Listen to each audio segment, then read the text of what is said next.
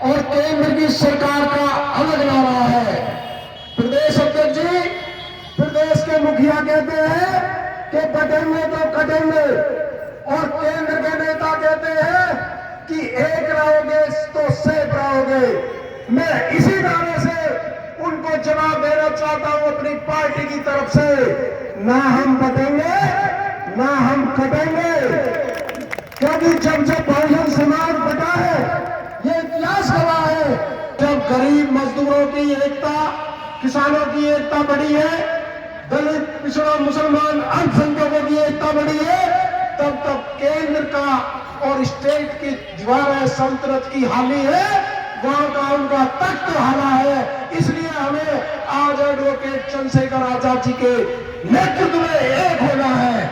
अरे अब तो आपको पूरे देश का बहुजन नायक मिल गया है, असली जननायक मिल गया है। बाबा साहब और काशीराम साहब का मिशन को आगे बढ़ाने वाला वारिस मिल गया है भाई चंद्रशेखर आजाद जी के नेतृत्व में। बताओ मेरे बहुजन समाज के लोगों, दोनों हाथ खड़े करके बताओ कि इस बहुजन राज लाने के लिए भाई चंद्रशेखर आजाद जी के नेतृत्व में इस एकता को बनाओगे या नहीं बनाओगे? बताओ, इस एकता को पूरी ताकत से बनाओगे, क्योंकि भाई चंद्रशेखर आजाद जी न रुकते हैं, न थकते हैं, न डरते हैं, और सड़क से सदन तक आपकी लड़ाई लड़ते हैं, आपकी लड़ाई लड़ते हैं। ये उन नेताओं की तरह नहीं है जो एसी के कमरों में बैठ के ट्वीट करके अपना काम चला ले। बहुजन समाज पर अत्याचार होता रहे, बहुजन समाज की बेटियों के साथ रेप होते रहे, बहुजन समाज के लोगों का बहिष्कार होता रहे, हमले करने के बाद भी, हमला होने के बाद भी कभी आपके लिए रुका नहीं। न गर्मी देगी, न सर्दी देगी, न बरसात देगी, हमेशा बहुजन समाज को जहां जरूरत पड़ी देश में यदि कोई नेता सबसे आगे बढ़कर न्याय के खिलाफ लड़े तो उनका नाम भाई चंद्रशेखर आजाद है। बताओ क्या नाम है उनका? जोर से साथी बताओ क्या नाम है उनका? भाई चंद्रशेखर आजाद इस देश की राजनीति का वे कोई नूर है जो महापुरुषों के बाद ऐसे बिरले ही जन्म लेते हैं। मैं कहना चाहता हूं बहुजन समाज के लोगों से कि जिस तरह भाई चंद्रशेखर आजाद जी ने पूरे देश के अंदर एक लहर बनाई है, आप 2027 के चुनाव में उन्हें पूरी ताकत से मजबूती देने का काम करोगे।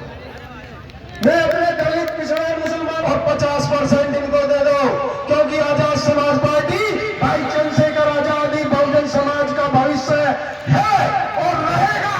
और यदि कोई भारतीय जनता पार्टी से, कोई फिरका प्रस्त ताकतों से, कोई सांप्रदायिक ताकतों से टकरा सकते हैं तो वो नगीना सांसद और आजाद समाज पार्टी के राष्ट्रीय अध्यक्ष भाई चंद्रशेखर आजाद जी है। इसलिए आपको ना बटना है, ना आपको बहकावे में आना है।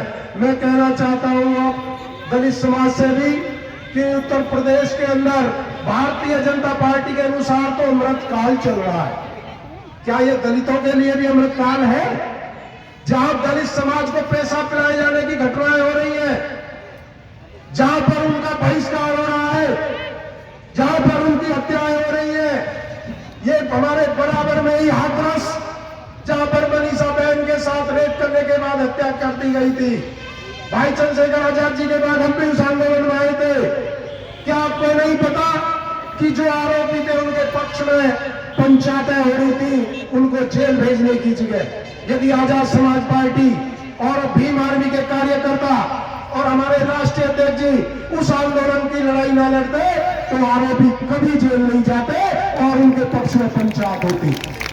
आगरा तुम्हारे बराबर नहीं है, वहां पर एक दलित सांसद के घर कुछ लोग जेसीबी लेके पहुंचा देते हैं मकान तोड़ने के लिए। प्रदेश अध्यक्ष जी, जेसीबी सड़कों पर अगर चलती है, पूरे आगरे में प्रशासन भी था, कमिश्नरेट भी है, क्या किसी प्रशासन को जेसीबी दिखाई नहीं दी? क्योंकि इसलिए उनके घर जा रहे थे कि वो दलित है। किसी और सांसद के घर कभी जेसीबी गई है? लेकिन थाने के सामने ये कार्रवाई हुई, दलित समाज तुम्हें समझना पड़ेगा।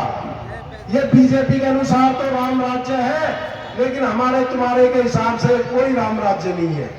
ये बीजेपी का मुख्यमंत्री का राम राज हो सकता है, उनके एजेंडे में दलित, मुसलमान, पिछड़े कोई भी उनके एजेंडे में नहीं है, इसलिए आपको ताकत दिखानी पड़ेगी।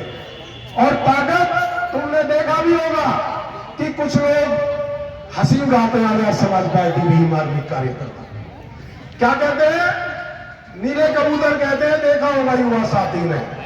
भाई चंद्रशेखर आजाद जी ने कल ही मध्य प्रदेश के अंदर आपको बताया था और उन लोगों को भी बताया था कि हम नीले कबूतर नहीं है, हम नीले